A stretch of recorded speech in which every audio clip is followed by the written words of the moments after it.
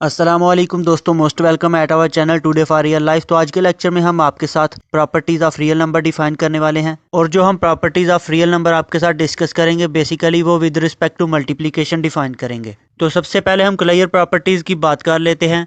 इसमें हमने कोई सी दो वैल्यूज सेलेक्ट करनी है सेट आर में से, यानी कि ये जो हमें मैथमेटिकल फॉर्म में वैल्यूज गिवन है, अगर हम इनको रीड करें तो इसमें हमें गिवन है कि a b belong to real number for all a b belong to real number, यानी कि पहले जो वैल्यूज आ रही हैं ए बी, इसमें हमें बताया गया है कि ए और बी को मल्टीप्लाई करेंगे, जो आंसर आएगा वो बिलोंग करना चाहिए सेट आर से, और जो हमने ए और बी की वैल्यूज लेनी है वो भी सेट आर में मौजूद होनी चाहिए। बेसिकली ये जो ई टाइप का आपको साइन नजर आ रहा है ना, इसका मतलब होता है बिलोंग टू, और जो उल्टा ए आपको नजर आ रहा है इसका मतलब होता है फॉर ऑल। तो दोस्तों अगर हम सेट आर की बात कर लें तो बेसिकली इसमें माइनस इन्फिनिटी से लेकर पॉजिटिव इन्फिनिटी तक कोई भी वैल्यू आ सकती है, चाहे वो इंटीजर की फॉर्म में हो, चाहे वो रैशनल फॉर्म में हो, चाहे वो डेसिमल की फॉर्म में हो। तो हमने जो ए और बी को लेट करना है वो हम कोई भी वैल्यू सेट आर में से लेट कर सकते हैं। तो हम लेट कर लेते हैं कि हमारे पास जो ए की वैल्यू है वो है -3 और जो हमारे पास बी की वैल्यू है वो है 5। तो आप देख लें ये दोनों वैल्यू सेट आर में मौजूद हैं। अब हमने बेसिकली इन दोनों वैल्यूज को सिंपली मल्टीप्लाई कर देना, यानी कि -3 मल्टीप्लाई 5 कर देंगे तो इसका आंसर आ जाएगा -15। तो ये जो ए और बी का प्रोडक्ट आया, यानी कि इनको मल्टीप्लाई करने के बाद हमारे पास आंसर आया, ये भी सेट आर में मौजूद है। तो दोस्तों नेक्स्ट हम कम्यूटेटिव प्रॉपर्टीज की बात कर लेते हैं। तो इसमें भी हमने सिंपली दो वैल्यूज को सेट आर में से सिलेक्ट करना है, तो हम इन दोनों वैल्यूज को नेम दे लेते हैं ए और बी का। बस यहाँ पे हमने ये प्रूव करना है कि हमारे पास ए बी इक्वल आना चाहिए बी ए के। तो जैसा कि मैंने आपको बताया है कि सेट आर में हमारे पास रैशनल वैल्यूज भी होती हैं, डेसिमल वैल्यूज भी होती हैं और इंटीजर्स वाली वैल्यूज भी होती हैं। तो आप किसी भी तरह की वैल्यूज सेलेक्ट कर सकते हैं। तो यहाँ पे हमने जो ए और बी की वैल्यूज सेलेक्ट की हैं वो हमने रैशनल फॉर्म में सेलेक्ट की हैं, यानी कि हमने लेट किया है कि हमारे पास जो ए है वो 1/3 है और जो हमारे पास बी है वो 3/2 है।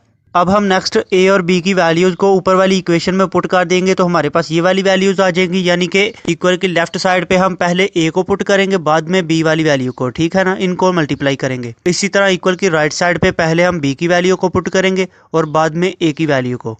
तो यहाँ पे आप देख लें मल्टीप्लाई करने के बाद इक्वल की दोनों साइड पे आंसर सेम आया। तो आप भी जब कम्यूटेटिव प्रॉपर्टीज को डिस्कस करेंगे तो आपका भी आंसर इक्वल की दोनों साइड पे सेम आना चाहिए। तो दोस्तों अगर हम एसोसिएटिव प्रॉपर्टीज की बात कर लें तो इससे पहले हम सेट आर में से कोई सी दो वैल्यू सेलेक्ट करते थे जिनको हम ए और बी का नेम दे लेते थे। अब हमने एक वैल्यू का इजाफा करना है, यानी कि सेट आर में से 3 वैल्यूज को सिलेक्ट कर लेना है। फर्स्ट वाली वैल्यू को हम ए का नेम दे लेंगे, सेकंड वाली को बी का और थर्ड वाली को सी का नाम दे लेंगे। अब हमने सेट आर में से कोई सी 3 वैल्यू सेलेक्ट की हैं। फर्स्ट वाली वैल्यू को हम 2 कंसीडर कर लेते हैं, सेकंड वाली को 3 जो कि हमारे पास बी की वैल्यू होगी, और थर्ड में जो हमारे पास सी की वैल्यू है वो है 5।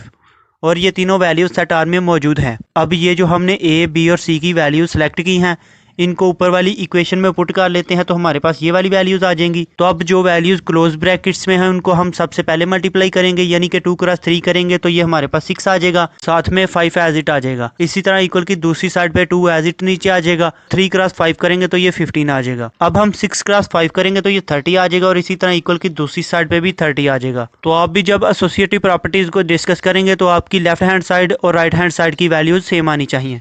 तो दोस्तों नेक्स्ट अगर हम मल्टीप्लिकेशन आइडेंटिटी की बात करें तो बेसिकली मल्टीप्लिकेशन आइडेंटिटी ऐसी वैल्यू होती है जिसको अगर हम किसी भी वैल्यू से मल्टीप्लाई करें तो हमारे आंसर में चेंजिंग ना आए। यानी कि हम लेट कर लेते हैं कि हमारे पास मल्टीप्लिकेशन आइडेंटिटी 1 है, तो इसको अगर 5 से मल्टीप्लाई करें तो हमारा आंसर क्या आएगा 5।